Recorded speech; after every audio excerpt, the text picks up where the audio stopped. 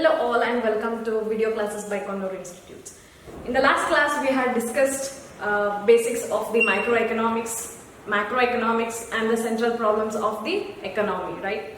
Today we will be discussing organization of economic activities, and also we will be discussing what is called as a positive economics and what is called as the normative economics and its differences, right?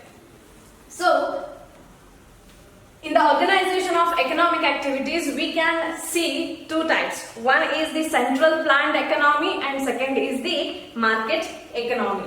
What is a central planned economy?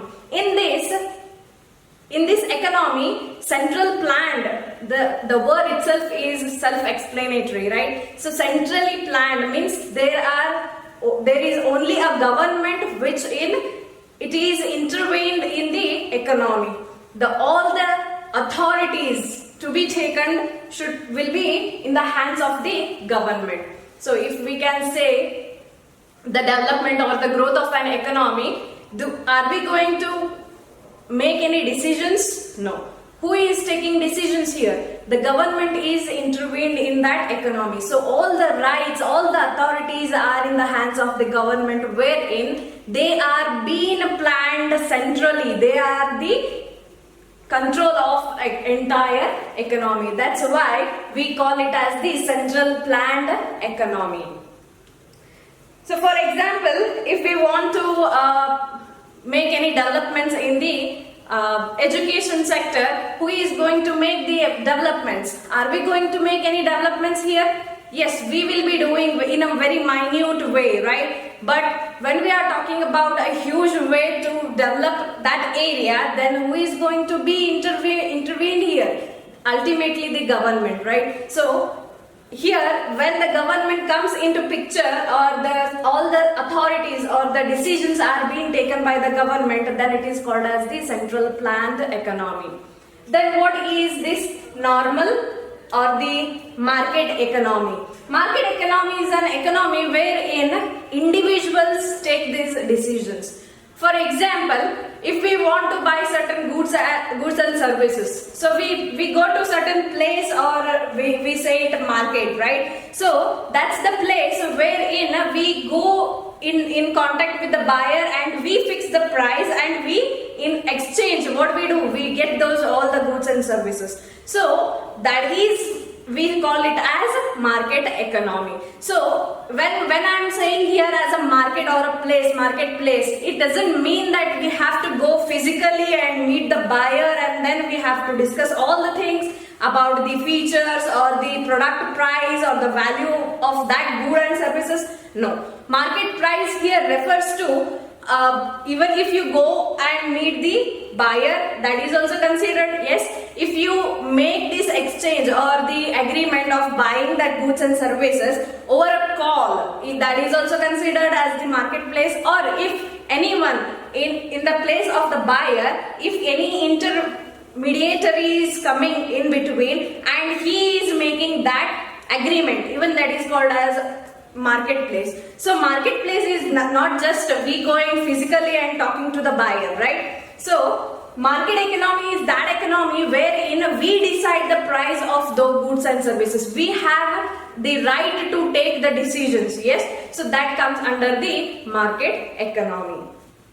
So when we talk about this market economy, we have a very huge population, right? Yes. So when we have this huge population, how everyone have that coordination in between the buyer and the seller. So that coordination comes from the value which is being derived for that good and the services. Yes. So that money, the medium or the mode of the exchange, what we call it as, that is what is making everyone to coordinate. So that value tells us this is the value of that product. So what we are doing in return is we are paying that money, and in return we are getting those goods and services. So with the help of that money which is being derived, the value of the goods and services, that is what is helping us to maintain the coordination between the buyer and the seller. So that comes under the market economy.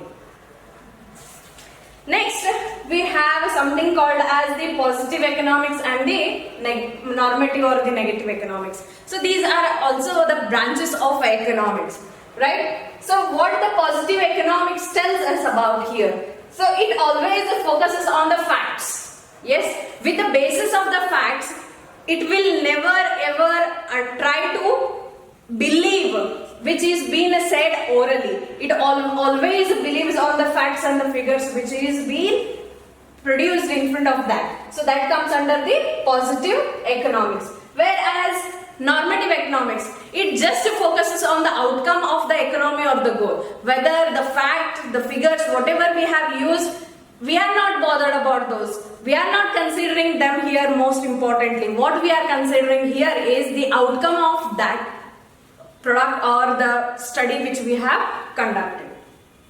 Next, positive economics mainly focuses on the cause and effect. If we are talking about the employment rate, then how this employment rate has come into picture, what is the causes, and if we are studying these causes for the unemployment, then what are those effects in the future, what are the effects which we are going to see. So those all comes under the positive economics. So it always gives the most importance to the cause and the effect.